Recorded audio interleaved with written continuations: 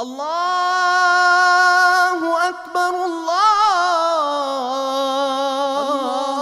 بارك لنا في شهر رمضان وأعنا فيه على الصيام وقراءة القرآن. بسم الله الرحمن الرحيم. ألف لام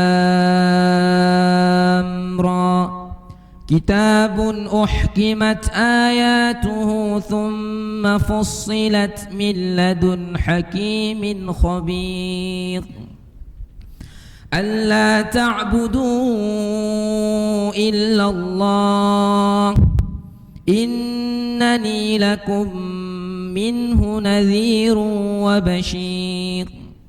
وأن استغفروا ربكم ثم توبوا إليه يمتعكم متاعا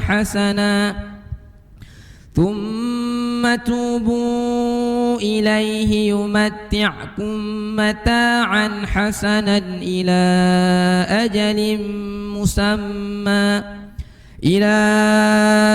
أجل مسمى ويؤتي كل ذي فضل فضله.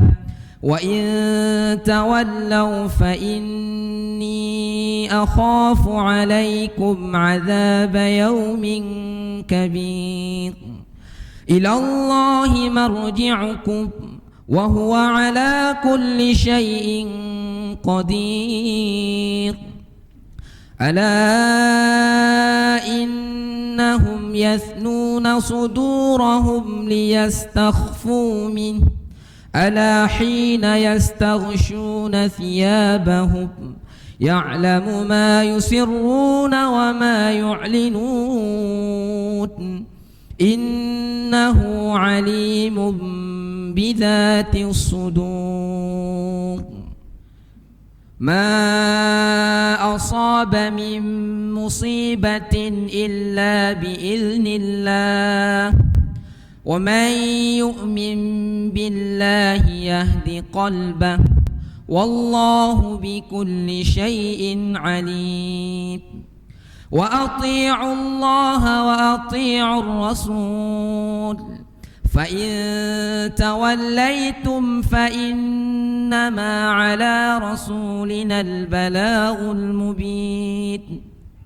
الله لا إله إلا هو وعلى الله فليتوكل المؤمنون.